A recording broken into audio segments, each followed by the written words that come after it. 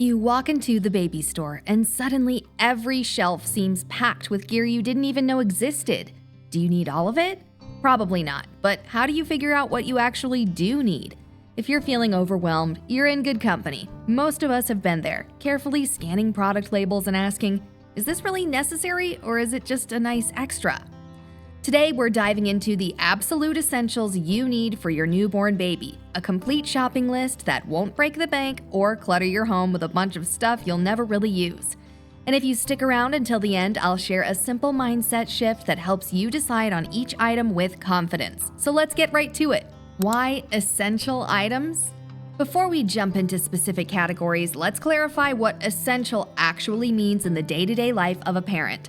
It's easy to think you need every gadget out there for feeding, soothing, sleeping, and traveling with your newborn. But in reality, essentials are those items that simplify your life, keep your baby safe, and address your child's most basic needs, like warmth, comfort, and cleanliness.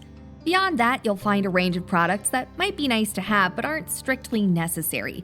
The whole point is to make sure you're equipped with the core tools so you can spend less time worrying about missing something and more time enjoying those precious first moments with your baby. I still remember the day I realized I didn't actually need the fourth type of baby carrier I'd bought. I had chosen so many options because each claimed to be the best for newborns. The truth is, you only need one carrier that's comfortable for you and safe for your baby. At the end of the day, if you focus on what's practical, comfortable, and safe, you'll be just fine. So as we go through this list, keep in mind that you don't have to check off every single item.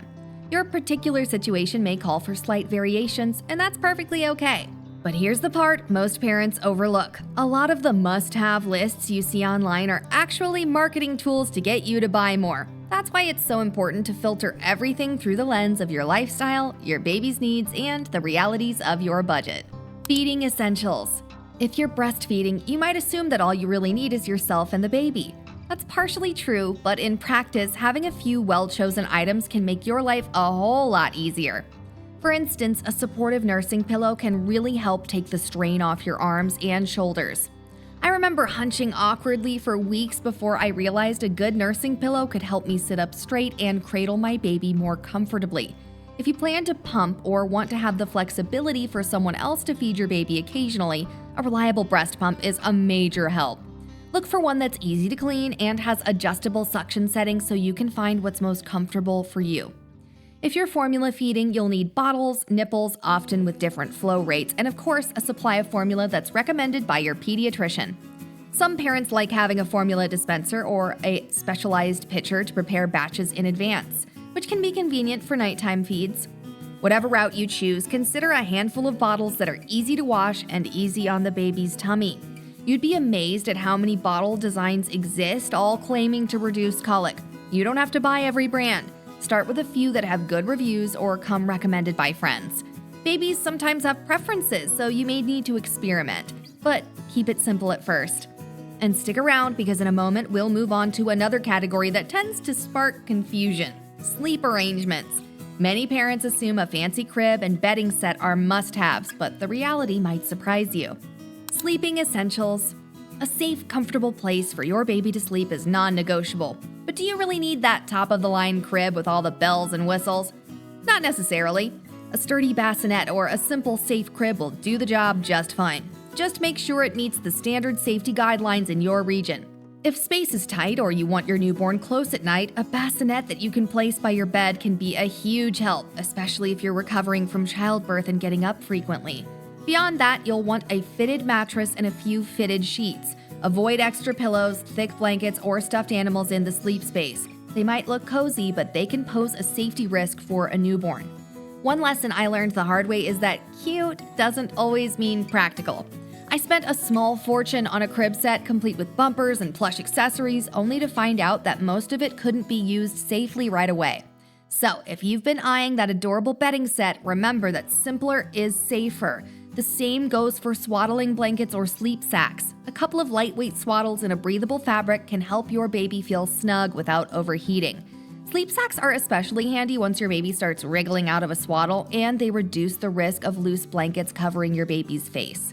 But here's the part most parents overlook. It's easy to get wrapped up in having the perfect nursery aesthetic, but your baby doesn't care about the theme or color scheme. They just need a secure, comfy place to rest. Focus on functionality and you'll save yourself time, money, and a lot of second guessing. Diapering essentials. In the first few weeks, you'll be changing diapers around the clock, so preparation really matters. Whether you go with disposable or cloth, figure out what works for you. Cloth diapers can be more cost-effective long-term and environmentally friendly, but they do require a bit more work. Disposables are convenient, though some babies might have sensitivities to certain brands. It's wise to buy small packs of a few different kinds to see what works best for your baby's skin. You can always stock up once you find a brand you like. Beyond that, a dedicated diaper changing station is a lifesaver. It doesn't have to be a fancy changing table, it could be a simple mat on top of a dresser. The key is having all your supplies within arm's reach: diapers, wipes, and diaper cream if you need it.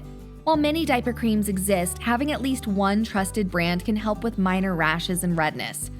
Also, keep a stash of disposable or washable changing pads for when you're out and about. Accidents happen, and you'll want something you can quickly replace or clean without fuss. One item I didn't think I'd need but ended up loving is a small nightlight near the changing area. When you're up for a 3 a.m. diaper change, you don't want to blind yourself or fully wake the baby with bright overhead lights. A soft, dim glow lets you see what you're doing without destroying any chance of your baby going back to sleep quickly. But here's the part most parents overlook. Having a well-organized system for diaper changes can reduce stress more than you'd think. When you have a screaming baby in one arm, the last thing you want to do is rummage around in drawers to find wipes. Keep it simple, keep it organized, and you'll handle those frequent changes with far less chaos. Baby clothing essentials. Baby clothes are adorable, no doubt. Tiny onesies, socks the size of your thumb, and those miniature hats can make your heart melt. But you don't need an entire wardrobe. Babies grow fast, and the reality is they spend a lot of time spitting up, drooling, or otherwise making a mess. Focus on comfortable, easy-to-change outfits. Look for onesies with snap closures, gowns with elastic bottoms, or footed sleepers that zip up. Anything that requires multiple buttons on a wriggling, upset baby can quickly turn a sweet moment into a battle of wills. If you live in a cooler climate, layering is your friend. A basic onesie underneath a soft sweater or zip-up is often enough to keep your baby warm without risking overheating. Some parents swear by baby mittens or socks to prevent those sharp newborn nails from scratching delicate skin. Personally, I found that trimming nails or using a gentle nail file was enough for most situations, but mittens can be handy if your little one is prone to flailing. Also be mindful of how many of each size you buy. Newborn sizes might fit for a few weeks if your baby is smaller, or they might not fit at all if you have a bigger baby. It's often safe to start with a small batch of newborn items and a slightly larger batch of the next size up. That way, you're covered no matter what. So we've covered how to feed and clothe your baby, but what about keeping them clean and comfortable at home? Up next, we'll talk about bath time and grooming essentials. Stick around because you'd be amazed at how quickly a simple bath can turn into a miniature water park, especially if you're not prepared. Bath time and grooming essentials. Bathing a newborn can be both joyful and a little nerve-wracking. On one hand, there's nothing cuter than a squeaky clean baby wrapped in a soft towel. On the other, you might feel slightly panicked trying to hold a slippery newborn while also rinsing soap off. A small, dedicated baby bathtub or a supportive bath seat can help. Some parents are comfortable using a sink for the first few weeks, lining it with a soft towel or special insert. The key is having a secure, non-slip surface so you can focus on safely supporting your baby without feeling like they might slide around. You'll also want a gentle baby wash or shampoo, preferably something fragrance-free or specifically formulated for sensitive skin. Newborn skin is delicate, so a little goes a long way. Keep the bath brief, too. Newborns don't need to soak for extended periods. After bath time, a soft hooded towel can help keep your baby warm and make for an adorable photo op. But again, 1 or 2 towels is usually enough. Resist the urge to stock up on more bath textiles than you have room to store. Grooming also includes basics like a soft bristled brush or comb, infant nail clippers or a nail file, and maybe some baby lotion for particularly dry patches of skin. Many new parents worry about cradle cap or rashes. Having a mild lotion or a pediatrician-approved ointment can alleviate minor dryness. If you see anything concerning, always check with a healthcare professional, but don't feel like you need a giant arsenal of lotions and potions. A few quality items usually suffice. Nursery extras and safe spaces. Once you've settled your baby into a sleep routine and have your basic furniture, you might start thinking about other items that can make your life easier. A rocking chair or glider can be fantastic for late-night feedings, story time, or simply cuddling. While not strictly necessary, having a comfortable spot to sit with your baby can save your back and provide a peaceful space for bonding. Some parents also swear by baby monitors. If you live in a small apartment, you might not need one. You can probably hear your baby from anywhere, but in a larger home, or if you want extra peace of mind, a simple audio monitor might be enough. Video monitors are popular but can get pricey, so weigh whether the extra features like movement sensors or night vision cameras will genuinely make you feel more secure or just add anxiety. The goal is to strike that balance between being attentive and feeling the need to constantly check every movement. Entertainment and development. Most newborns spend a lot of time eating, sleeping, and staring at the world around them. In those early weeks, they don't really need fancy toys. However, as they become more alert, you might want one or two simple items that encourage sensory exploration. A basic playmat with different textures or colors can be stimulating without overwhelming your baby. A small mobile with contrasting shapes can capture their attention, but make sure it's installed securely and won't fall into the crib. Some parents love baby swings or bouncers, finding them essential for those times when you need to put your baby down but still want them soothed. If you do decide to get one, look for something stable with a comfortable recline and an age-appropriate weight limit. Keep in mind, though, that not all babies enjoy motion in a swing or bouncer. If you can, borrow or test one before committing. I learned that lesson after buying a high-tech swing with multiple speeds and even a sound system, only to discover my baby would cry every time I tried to place them in it. It's easy to assume that more features equal better, but your baby might have other preferences. We're getting close to rounding out our list of essentials, but don't click away yet. The next section might be the most important. How do you handle minor health issues or keep your newborn comfortable when they're sniffly or uncomfortable? Having a small but effective baby first aid kit can save you a late-night run to the pharmacy. Let's talk about what you need in it. Health and safety basics. Nothing sets off parental anxiety like a newborn who seems to have a runny nose or a slight fever. While you'll definitely be consulting your pediatrician for anything beyond mild symptoms, having a few items on hand can make those moments less stressful.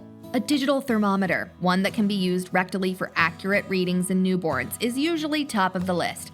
Also consider saline nasal drops or spray and a suction bulb or nasal aspirator to help clear out tiny congested noses. Babies can't blow their noses, so a little saline can go a long way in loosening mucus, and the aspirator can help clear the nasal passage.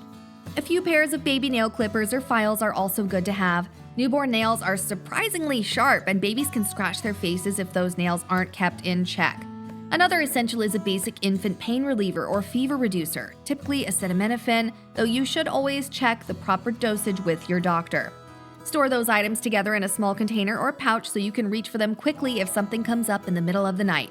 Trust me, you don't want to be rifling through random drawers trying to find a thermometer when you're already frazzled. But here's the part most parents overlook. While it's helpful to be prepared, it's also easy to go overboard.